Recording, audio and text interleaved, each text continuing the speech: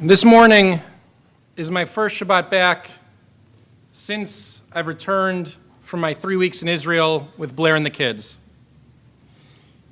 And those 3 weeks gave me time to stand back and pause and reflect and learn. A lot occurred in those 3 weeks.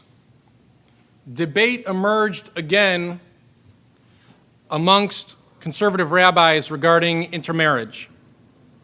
Israeli politics reared its head in a troubling way against Jewish pluralism. And amidst it all, Blair and the kids and I enjoyed an amazing time with family and friends, eating our way across our Jewish homeland. We walked down pathways of majestic antiquity in Jerusalem and Masada, and we marveled at incredibly fun modernity in Tel Aviv and Eilat. I spent a week studying Midrash at the conservative yeshiva in Jerusalem. And what I love about Midrash is that it combines my two passions of Torah and storytelling. Midrash comes to answer difficult questions in the Torah after the Torah has come to us to answer difficult questions about life. And we need that guidance because as a people, we've always faced difficult questions. So it should be of no surprise that the state of Israel, our national homeland, faces difficult, complicated questions. And I have to tell you, in spite of all those challenges, I'm never regretful or disappointed when I return from the Jewish state. I'm always energized and inspired. In fact, as I told some of you this morning before services, I was standing at the Kotel on June 25th, the day that Prime Minister Netanyahu's office announced the suspension of the 2016 Kotel Compromise Agreement due to pressure from Haredi factions inside his coalition. That now suspended agreement was going to increase the pluralistic space for prayer at Robinson's Arch, and possibly even more controversial, that compromise was going to appoint a committee of conservative and reform leaders to oversee that space in the Old City. And on that very same day, the same Haredi political parties, with the help of the government, authorized the chief rabbi of Israel as the sole overseer of whether the state of Israel should recognize an individual conversion to Judaism. It was a disappointing day, to say the least. And thankfully, since that point, it seems as though the decision to suspend the compromise has been stalled, the suspension has been suspended, the reconsideration is once again being reconsidered, the conversion bill is also frozen. Nobody in the world knows where the government stands today on either issue.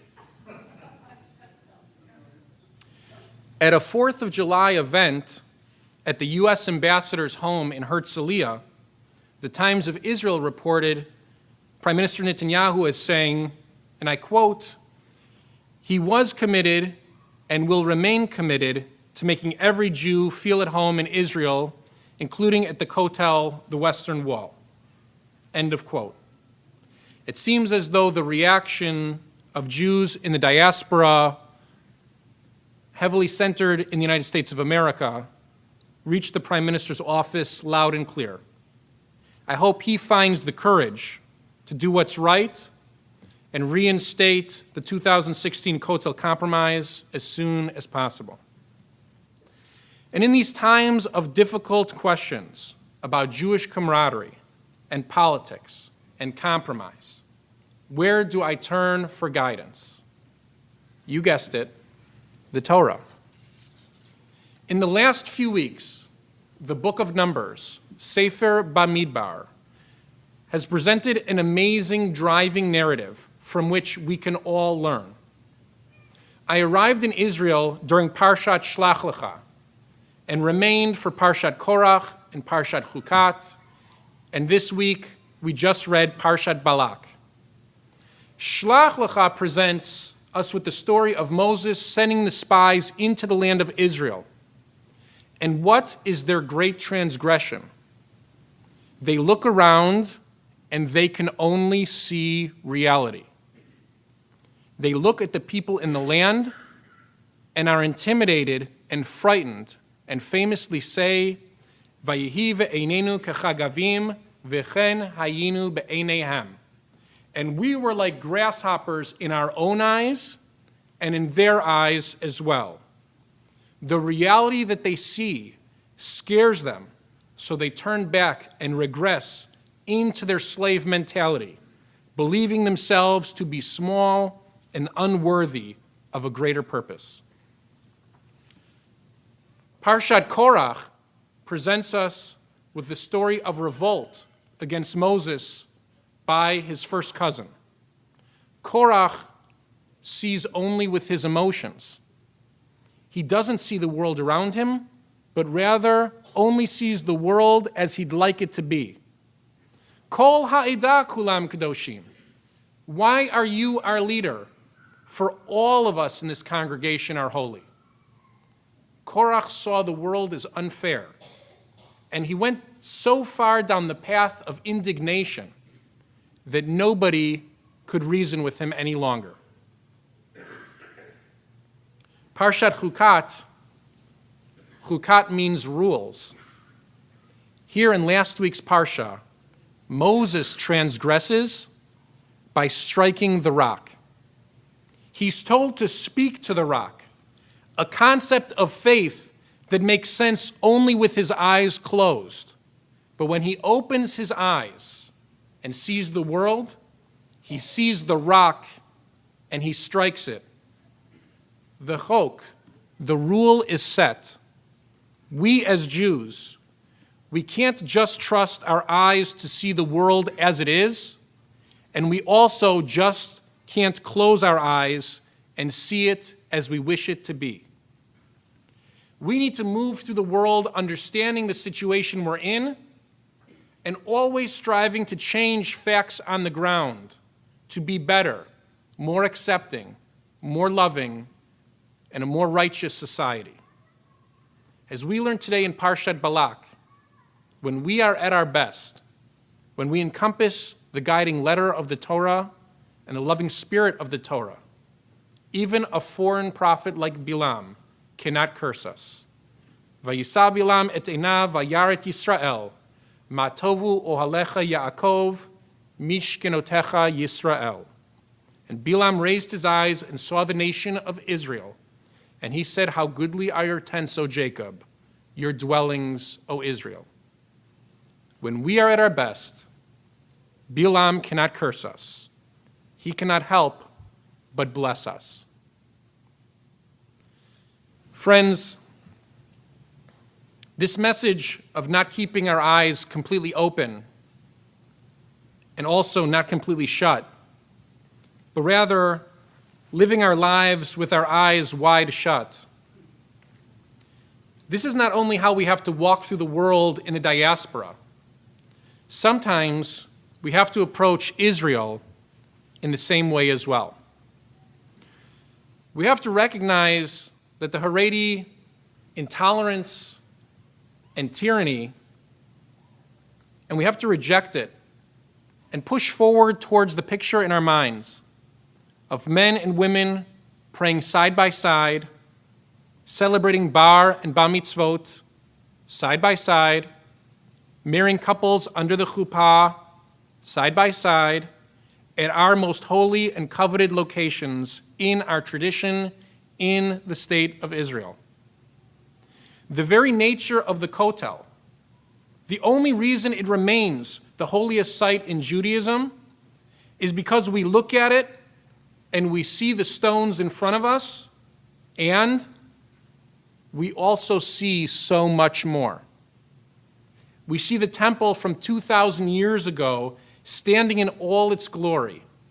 And we see the next iteration, whenever that will be, standing high above the ancient ruins in a new and rededicated manner. My teacher, Rabbi Feigelson, says the most important things in life we see with our eyes closed. That's why we close our eyes when we kiss our most loved ones. That's why we close our eyes when we pray with such passion to God. And this crucial message of how to live as Jews occurs in the diaspora as we approach Israel. This entire driving narrative of Sefer Bamidbar, of the book of Numbers, occurs in the desert, Bamidbar, outside the land of Israel. Have you ever stopped and wondered why the Torah is given to us outside of the land of Israel? We are supposed to live there in the land in a heightened manner. We're supposed to use the teachings we've learned outside the land and bring the best of it with us inside. And that's what we are going to start to do in a more intentional way.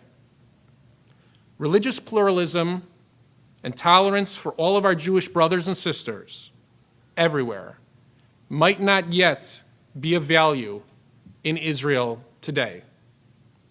But I promise you, it's coming.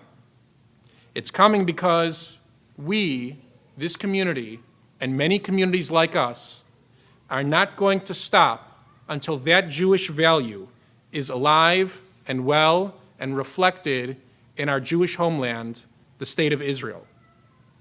I sit on the National Board of Merkaz, the Zionist arm of the conservative movement, and I'm now on the Masorti Rabbinic Council. Last year, our community of Adat Shalom raised over $8,000 to help rebuild the conservative Masorti Kihila Maraya in Haifa after it was burned down in the fires. But we have to see the fires that rage in Israel in nature, and we have to see the fires that rage in Israel in politics.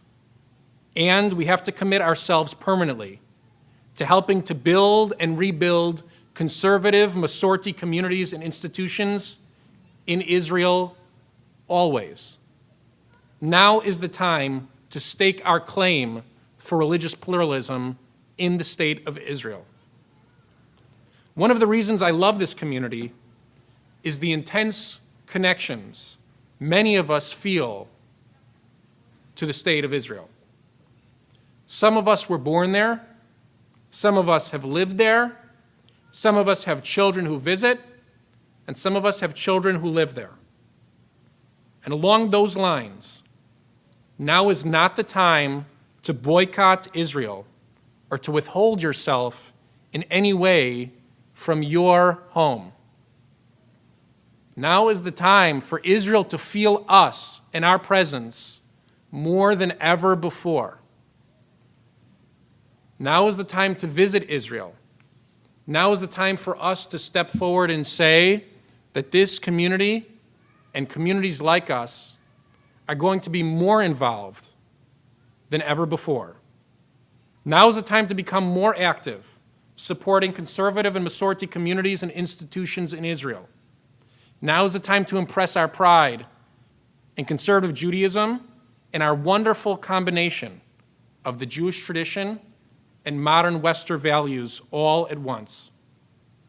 Now is the time to imagine our children, including my son and including my daughters, celebrating simchas on every square inch of our ancestral homeland, including the Kotel. We have to turn that image in our minds into reality. Our family in Israel, our collective family, needs us now more than ever before. I hope and pray that you join me in the coming months in answering that call as I lay out strategies. Shabbat Shalom.